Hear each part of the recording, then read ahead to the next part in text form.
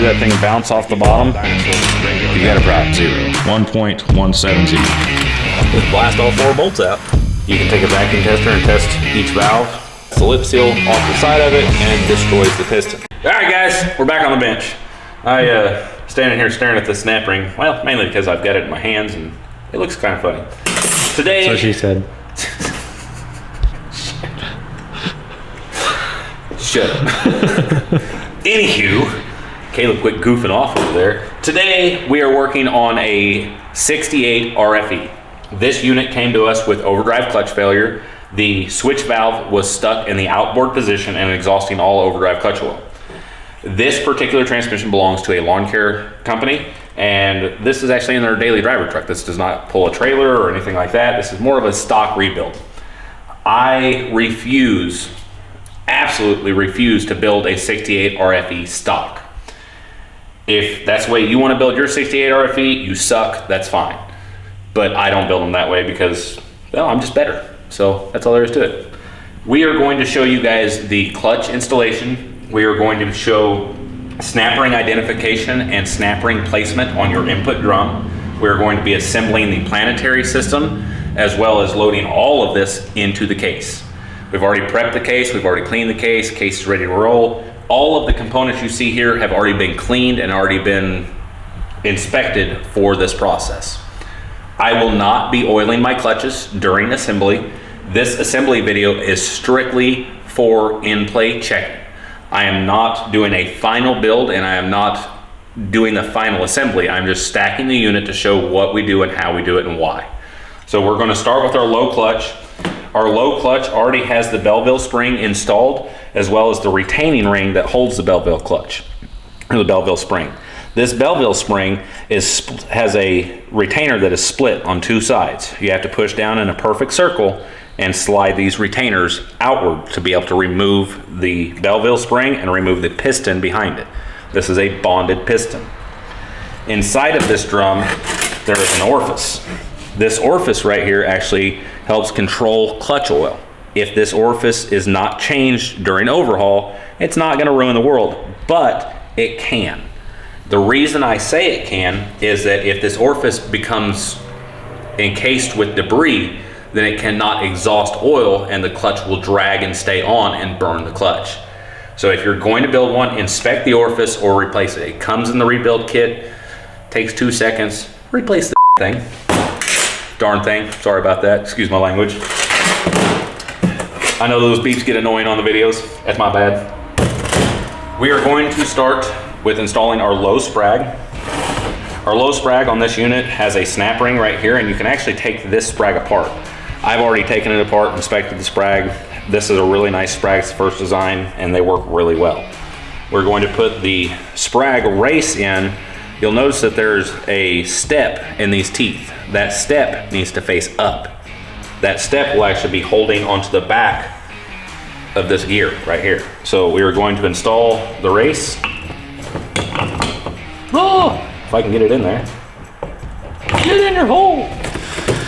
Now we're going to be installing the clutches. A 68 RFE uses single-sided clutches and steels for the low clutch. So we are going to start steel with external splines first, and then we're just going to work our way up from there with internal, external, so on and so forth.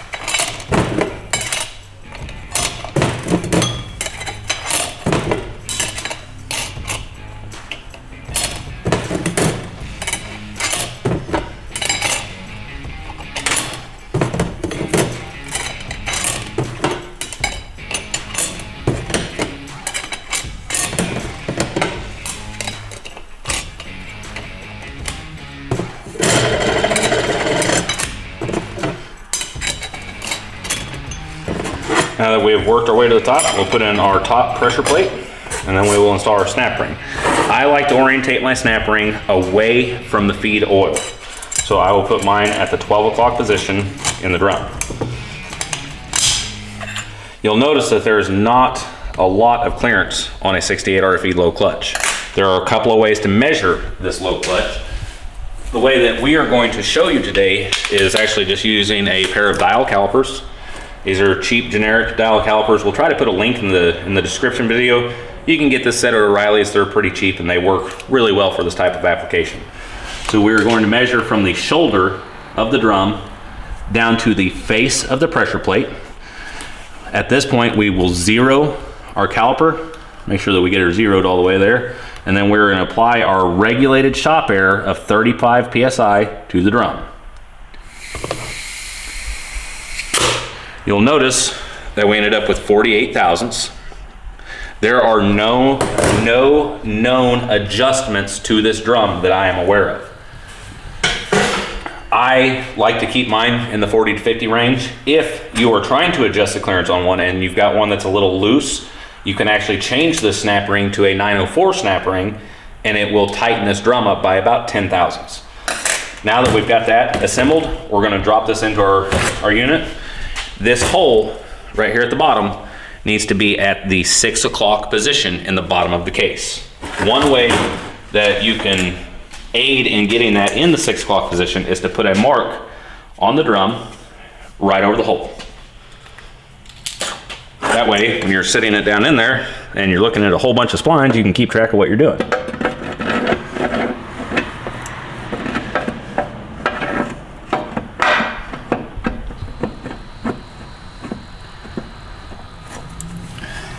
This part can be a little tricky. Sometimes they don't want to drop all the way. Do not force the drum. You just have to get it in the position where it falls.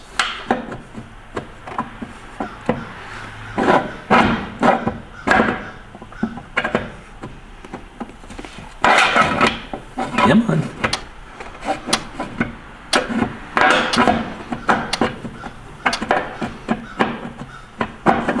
Just like so. Once it's in all the way, you will be able to see the snap ring groove open over the top of the shoulder of the drum. I like to use my low snap ring.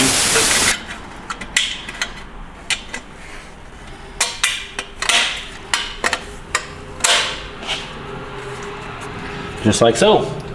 One thing I like to do with that snap ring, once I've got it installed into the case, is take a pair of snap ring pliers and reach down and make sure that the snap ring is expanded 100%. Sometimes that snap ring won't seat all the way if the drum's not all the way in position. Now, we're going to move on to our planetaries. Roar! I've already reassembled this planetary because we have cleaned everything and I'm a weirdo. But we're going to remove this snap ring right here. We're going to remove the ring gear. We're going to set our planetary out. Take our mid planetary out. There is a sun gear right here. This sun gear is a prone wear area in a 68 RFE, as well as the output planetary. This output planetary has a known issue of having pin floating problems. So if you've got one, always check your pins to make sure that they're not moving up and down. This is a new bearing. One thing I've had guys tell me is that they can't get bearings for this thing. This is the part number for a Sonax bearing kit for a 68 RFE. If you're building one, buy a bearing kit. These things have a lot of bearing problems. They need to be replaced. So now that we've got our bearing on our snap or on our sun gear, we're going to put the sun gear in with the snout of the sun gear facing down. It goes into a bushing in the back of the output shaft. You'll notice that there's a bushing right here. We've already changed our bushings. We're already happy with what we've got. So we're going to install sun gear. And then we are going to install the mid planetary. On the mid planetary, this goes like any other planetary. Always check for lateral movement in the pinion gears, and check to make sure that you don't have any of the washers trying to walk out. I've seen a lot of planetary failure in 68 RFEs, and a lot of it on units that have been built previously that guys didn't actually watch their watch their planetaries. So we need to really make sure that we don't have any planetary issues. We're going to install this planetary, and then we are going to install our ring.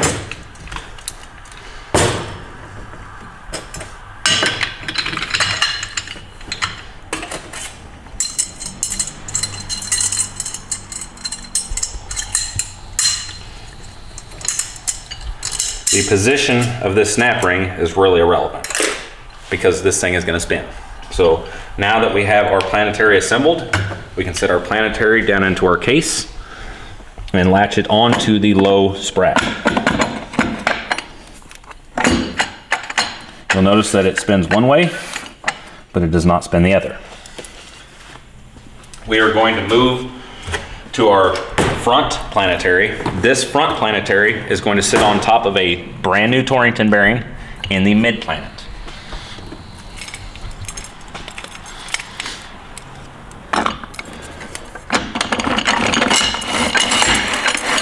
Just like so. We're going to install our sun gear next into this Planetary. There's already a new bearing in here, and there's a thrust washer right here. This thrust washer is a huge misconception. A lot of guys don't know this. That thrust washer is directional. It goes with the cut surface facing down. Don't know why, but that's the way it works. We're going to install a new bearing in this pocket on the back of the sun gear using just a little bit of assembly glue and put our bearing in place.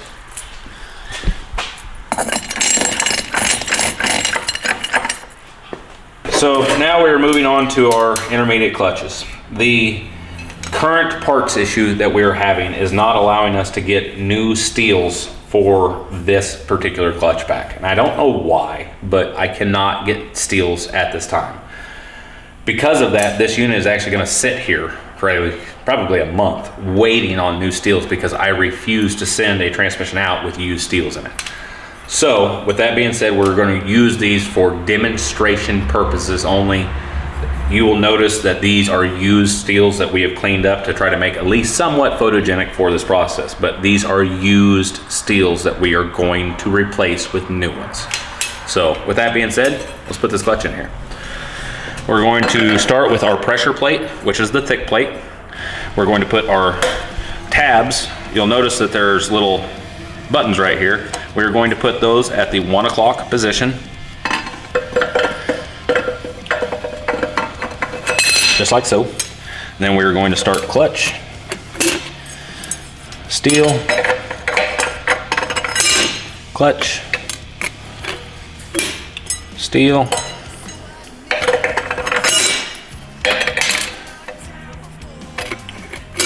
and finally our last steel. We have our center support already assembled. The center support has a whole bunch of blue glue all over it because, well, you gotta get gooey sometimes. At least that's what she said, I don't know. We're going to move our clutches here out just to show you guys what we've got inside of here.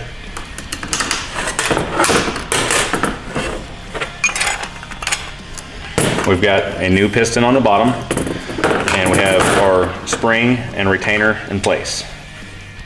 New steels. We're going to start thin steel and then go clutch steel, clutch steel.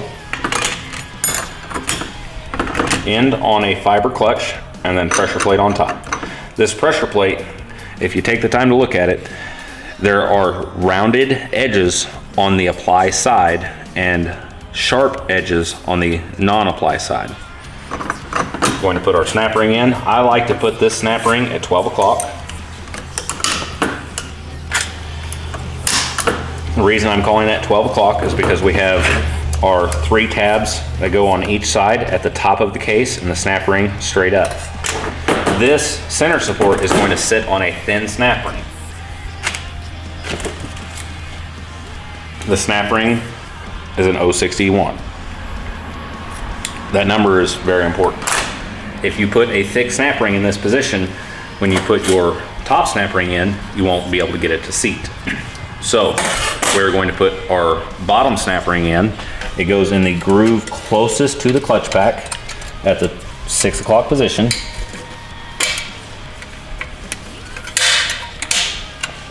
Then we're going to take our center support and install it. Center support, piston retainer, whatever you want to call it. We're going to grab on the inside of the sun gear with the tips of our fingers, and we're going to rotate the sun gear until the center support drops 3 full clicks.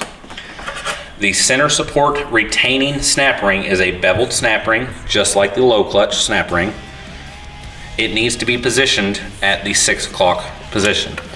If it is not positioned at 6 o'clock, it will actually destroy the transmission. Reason being is, I will show you here in just a second.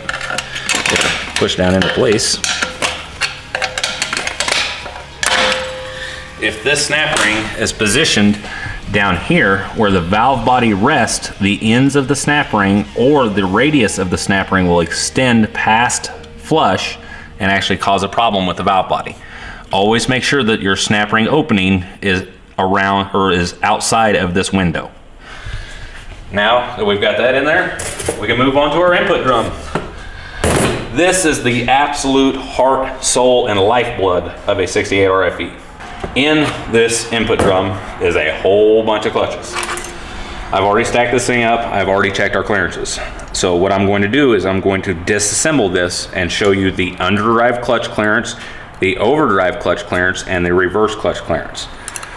We're going to move our top snap ring out. I like to use my little pocket screwdriver to take the drum apart because I'm a weirdo, and it works really well for me.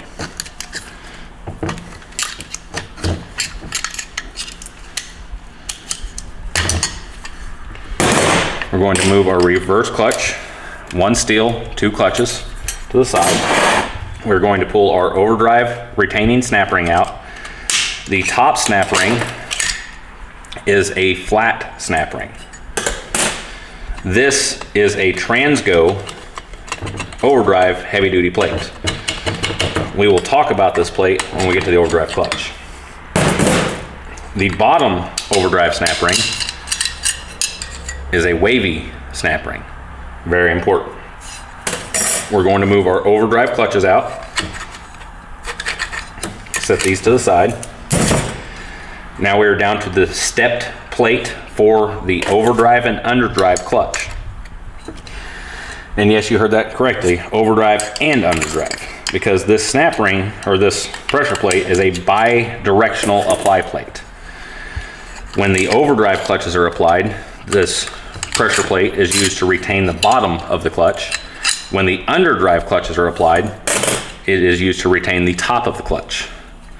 Under this plate, you'll notice it's kind of a goofy one. We have another set of clutches. These are the underdrive clutches. The underdrive clutch, get this last snap ring out. We will pull the snap ring out.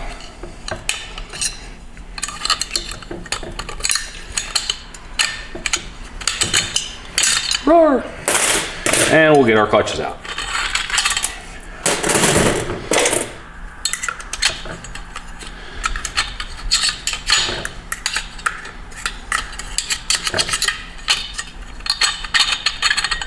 Okay, now that we have our clutches out and we have the drum fairly empty, inside of the drum we will have 2 lip seals, 3 O-rings. It goes green, red, black.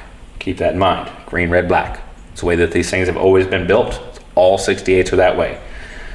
Inside of this drum we've already installed new lip seals, all new O-rings, new upper piston, which is the balance piston, and new lower piston, which is the apply piston. We are going to start with a steel. The steels and the clutches for the underdrive are just like the low clutch. They are a single-sided clutch. You'll notice the color of these steels and clutches.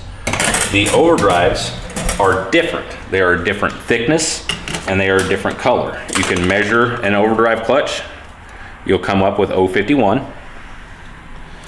You measure a underdrive clutch, you come up with 059. You can intermix these things if you're trying to get a specific number stacked. I don't recommend doing it that way. I think that's a sucky way to do it, but to each their own.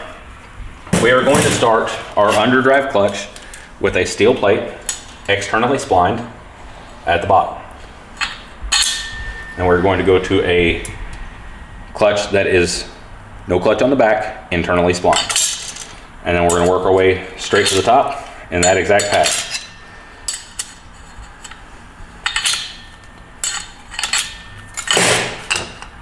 Roar! If it'll stand up.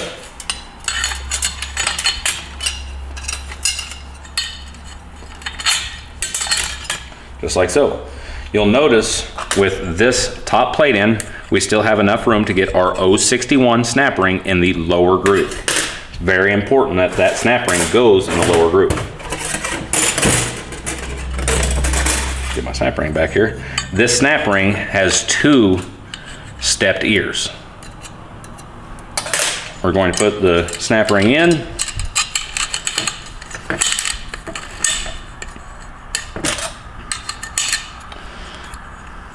Like so. We're going to put our overdrive and underdrive apply plate in. We are going to put it in with the narrow radius or narrow surface facing up. There's a narrow surface and a wide surface. Narrow surface needs to be facing straight up. Once this is installed, we can install our snap ring. This is a Transgo flat snap ring. The factory snap ring in this location is a tapered snap ring. They are known for breaking, cause a whole bunch of problems. If you're building one, replace this snap ring. It is super, super important. We've got the snap ring going in now, like so. And what we're going to do is we're actually going to reach in and we're going to push that snap ring with our pick all the way into the groove. Make sure that that snap ring is fully expanded and seated where it needs to be. Now we can measure our underdrive clutch. Our underdrive clutch clearance I like to keep around 40 thousandths. The book will tell you 40, I think it's 038 to 072. I keep mine as close to 40 thousandths as I physically can. Get my pickup in there. We're at 035. I'm really happy with that number. So now, Hard to see. Hard to see on camera. Oh, I'm sorry. Did you want to see that 035? I hear you. Okay. Sorry about that. I get so excited in what I'm doing. I just keep rocking. All right. Next, we are going to put in our clutch hub. This underdrive clutch hub is not like the overdrive clutch hub. There are no stepped splines. On the overdrive clutch hub, there are actually stepped splines on the early version. This one does not have stepped splines on it, so I'm not overly concerned about it. We're going to start putting our hub in with putting a new bearing in the back of the hub. We're putting this bearing with radius, outside radius, out and facing down. The inside piece that spins will be facing up and contacting the surface of the drum. We're gonna put that in like so, plenty of blue goo. Stick her in there, spin her and give her a twist. Now we will do our overdrive clutch. I mentioned earlier that we would talk about the special plate that we have right there. In this overdrive clutch, we are using a total of 14 clutches and steels. Factory set is 12. We're going to go to a 14 stack using the Transgo stepped overdrive heavy duty plate. This clutch starts just like the underdrive clutch. It starts with a steel with surface facing up and the smooth steel surface facing down. Clutch up, steel surface down. Go in clutch and steels all the way to the top.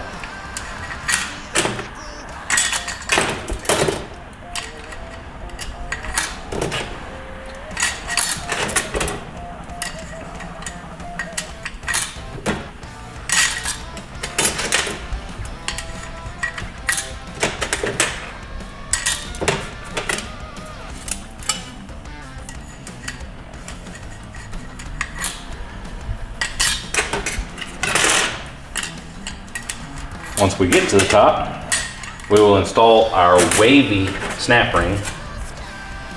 This wavy snap ring goes in the shoulder here, just like so. And then we are going to install our overdrive apply plate. We're not going to put our hub in yet just because I want to check clearance. Once the apply plate is in position, you actually have to push the apply plate down to be able to put your snap ring in that retains it. I put that snap ring opening here. We are going to put the snap ring opening of this one directly across from it.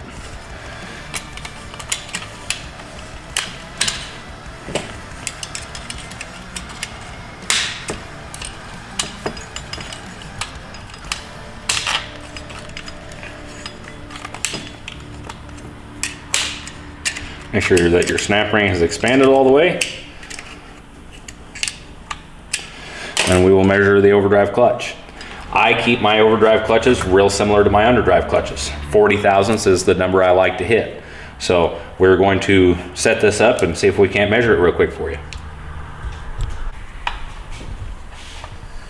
So we are going to do the same thing here as what we did for our underdrive clutch. We are measuring from the top of the pressure plate down to the surface of the top steel or top clutch. We're going to pick up on our clutches. We've got 46 thousandths. I like my overdrive clutches a little on the tight side. Some guys say that's wrong. I don't care if they suck, their problem, not mine. 46 thousandths is a beautiful number. If you go too wide, it will have a high CVI value. The CVI value is clutch volume index. Clutch volume index dictates how this transmission shifts. It tells the computer how much clutch fluid it takes to fill the piston and apply the clutch.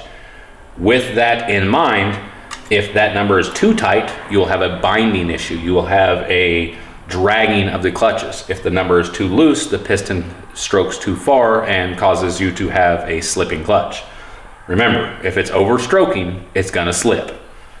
Always keep that in mind. So now we are going to move on to our clutch hub. We're going to put a liberal amount of blue goo on our new bearing. Put our new bearing onto our clutch hub, same as the underdrive clutch. And we're going to drop this guy in place. Just give it the old spinny twisty. It'll drop in there. We're going to start on our reverse clutch hub. Put some blue goo to keep the bearing from falling out. Put our bearing into position. Put the clutch up on. This goes, clutch that is double-sided goes on first. Steel plate. Double-sided clutch. And then apply piston, or apply plate. Well, apply piston, that is not apply piston, that's an apply plate. We're gonna push this all the way down to get our snap ring in. And then we are going to take our pick or screwdriver and lift up on the plate. The reason that we lift up on the plate like this is to free the reverse clutch up. If you don't and you leave that in the down position, that reverse clutch will be started. The first time you start this motor, that piston or that clutch will be applied, it'll drag and it'll cause a problem.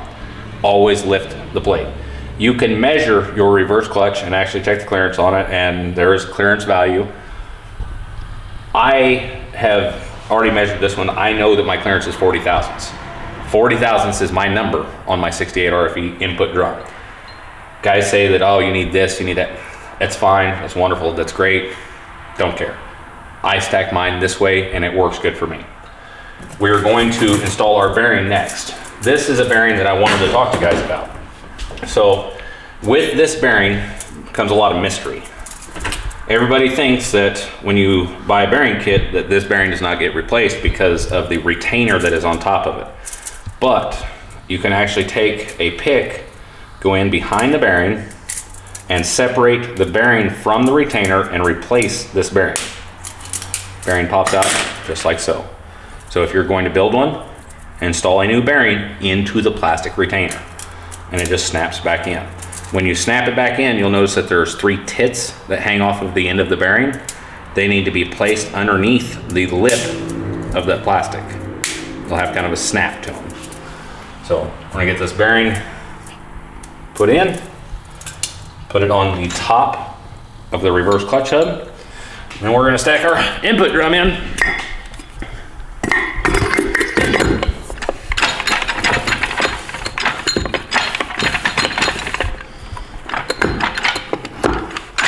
If the input drum is down all the way, the splines on the back of the drum will line up with the speed sensor hole straight through here.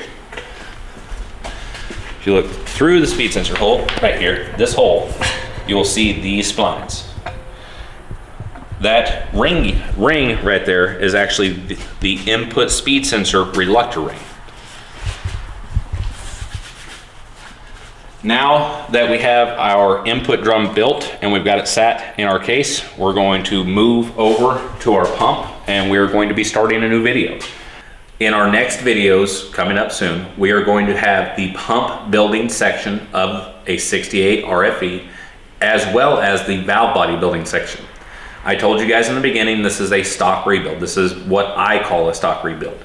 I refuse to build a 68 RFE as a stock unit because frankly, they were terrible units to start with. We're going to be installing a Transgo tuneless shift kit during the valve body. Also, we are going to be talking about channel plate issues and what actually creates the fourth clutch problem within the 68. Part of that build video, we'll be doing vacuum testing of the lockup accumulator valve, as well as some general testing inside of the valve body and showing how to install a Transgo switch valve using the Transgo reamers and the Transgo valve. Thank you guys very much for watching. I've really enjoyed taking my time and talking about what we do inside of our 68s. Don't forget, like, share, subscribe, and we'll see you on the next one.